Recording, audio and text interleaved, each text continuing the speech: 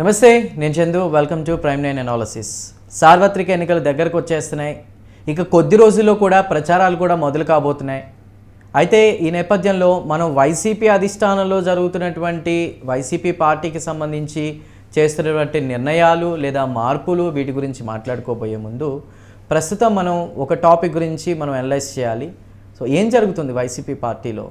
So ఇప్పుడు అందుతున్న సమాచారం ప్రకారం ఎమ్మెల్యేలని ఎంపీలుగా, ఎంపీలని ఎమ్మెల్యేలుగా, అదేవిధంగా తన మన భేదం లేకుండా సర్వేల్ని బేస్ చేసుకుని ఒక రకంగా ఎవరైతే మంత్రులు అయ్యి ప్రస్తుతం వైసీపీ పార్టీలో ఉన్నారో వాళ్ళందరూ కూడా టీడీపీ అధినేతని, టీడీపీ పార్టీలో ఉన్నవాళ్ళని ఎప్పటికప్పుడు కూడా తీవ్రంగా విమర్శలు చేస్తూ వచ్చారు. అలాంటి వాళ్ళందరినీ కూడా పక్కన పెట్టినటువంటి పరిస్థితి సీఎం జగన్మోహన్ రెడ్డి. కానీ ఇప్పుడు ముఖ్యంగా కొత్త వారికి కూడా ప్రజల్లో ఎవరైతే ఉంటున్నారో, అంటే గతంలోనే గడప గడపకు మన ప్రభుత్వం లాంటి వాటిల్లో జగన్మోహన్ రెడ్డి ఒక హింట్ ఇస్తూ వచ్చారు. ప్రజల్లో ఎవరైతే ఉంటారో వాళ్ళకే సీట్లని, దాన్ని పెద్ద సీరియస్గా తీసుకున్నట్లేరు ఆ నాయకులు.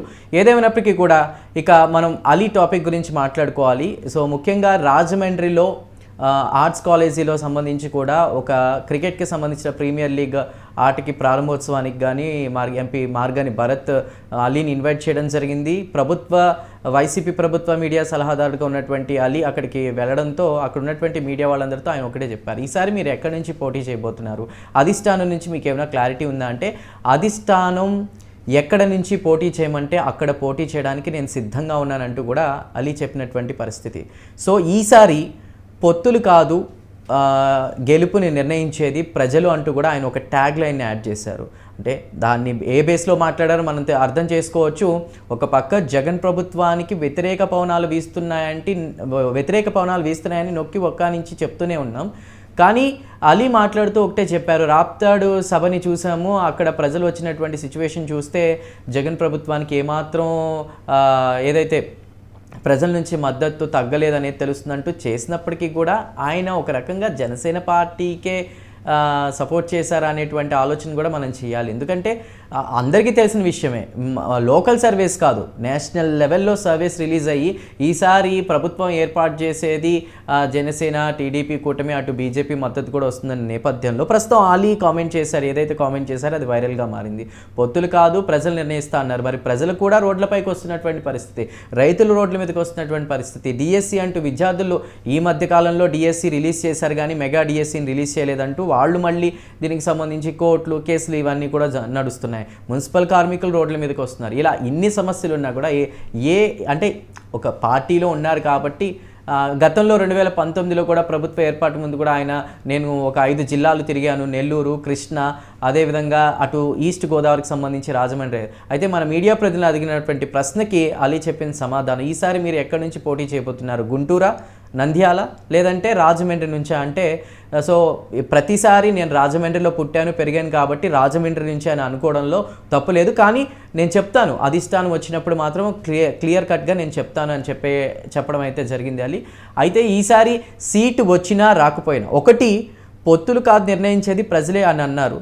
ఈసారి అలీ చేసిన అంటే ఫైనల్గా ఆయన మన ప్రైమ్ 9 న్యూస్ ఛానల్కి చెప్పినటువంటి ఆన్సర్ ఏంటంటే, ఈసారి గనక వైసీపీ అధిష్టానం తనకి సీట్ ఇచ్చినా ఇవ్వకపోయినా కూడా నేను అదే పార్టీకి పనిచేస్తాను, ప్రచారాల్లో పాల్గొంటానని చెప్పారు.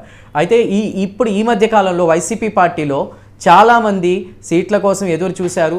సీట్లు రావు అనుకునే వాళ్ళు పక్క పార్టీల వైపు చూస్తున్నారు. అవన్నీ కూడా మనం చూస్తూ వచ్చాం. కానీ అలీ మాత్రం ఒకటే చెప్తున్నారు, సో ఓకే నేను గతంలో ప్రచారం చేశాను, ఈసారి నేను సీటు ఇస్తారు అది ఎక్కడి నుంచైనా నేను పోటీ చేయడానికి సిద్ధంగా ఉన్నా, ఒకవేళ సీటు రాకపోయినా కూడా పార్టీకి తరఫున నేను ప్రచారం చేయడానికి సిద్ధంగా ఉన్నానని కూడా అలీ చెప్పినటువంటి పరిస్థితి. ఏదేమైనా కూడా ఇంకా ఎన్నికలకి ఎన్నో రోజులు లేవు.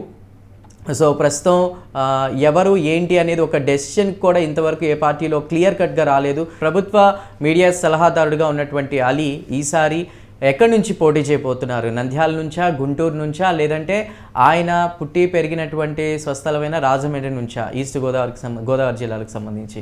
అయితే దీనికి సీఎం జగన్మోహన్ రెడ్డి ఒక నిర్ణయం మీద ఉన్నట్టు తెలుస్తోంది. అలీ మైనార్టీ వర్గాలు ఎక్కువగా ఉన్నటువంటి నంద్యాల నుంచి పోటీ చేయించబోతున్నారు, ఎంపీ స్థానానికి అలీని పోటీ చేయించబోతున్నారనే తెలుస్తోంది.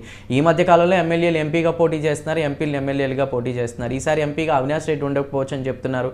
ఏదేమైనా కూడా మొత్తం ఇప్పుడు అనుకున్న బేస్ చేసుకుని జగన్ అయితే ఒక ఆలోచనలో ఉన్నారు. మిగతా వాళ్ళందరూ కూడా ఓకే మేము టీడీపీని విమర్శించాము లేదా జనసేన అధినేత పవన్ కళ్యాణ్ విమర్శించాము, మాకు సీట్లు ఈసారి కన్ఫర్మ్ అనుకునే వాళ్ళందరికీ కూడా ఒక రకంగా షాక్లే ఎదురవుతున్నాయి. ప్రజలకి దగ్గరగా ఉండి ఈసారి వీళ్ళు ఇక్కడ గెలుస్తారు లేదా వీళ్ళు ఇక్కడ గెలవరు అనేది ఐపాక్ సర్వేలు కావచ్చు, జగన్ సొంత సర్వేలు కావచ్చు, వాటిని బేస్ చేసుకుని గతంలో ఎవరు ప్రభుత్వంతో ఉన్నారో విమర్శలు చేసిన వాళ్ళు కాదు, పక్క పార్టీని ప్రభుత్వంతో ఉండి ప్రజలతో ఉండి వాళ్ళకే ఈసారి సీట్లు కన్ఫర్మ్ చేసినట్టు తెలుస్తుంది. కొత్త వారిని కూడా ఈసారి ఎవరైతే ప్రజలు ముందుకు వెళ్తున్నారో, పార్టీని ముందుకు తీసుకెళ్తున్నారో వాళ్ళ కోసం చూసినట్టు తెలుస్తుంది. అయితే ఎవరు ఎన్ని ఆలోచనలు చేసినా, మనం ఎన్ని ఆలోచనలు చేసినా సీఎం జగన్ ఆయన ఒక ఆలోచనలో ఉన్నారు. మైనారిటీ వర్గాలకు సంబంధించి ఎక్కువగా ఉన్న చోట అలీని పోటీ చేయిస్తారని ఒక సమాచారం, లేదంటే ఆయన్ని ఒక ఎంపీ పదవి కోసం కూడా ఆయన పోటీ చేయించే అవకాశం ఉన్నట్లు కూడా తెలుస్తోంది.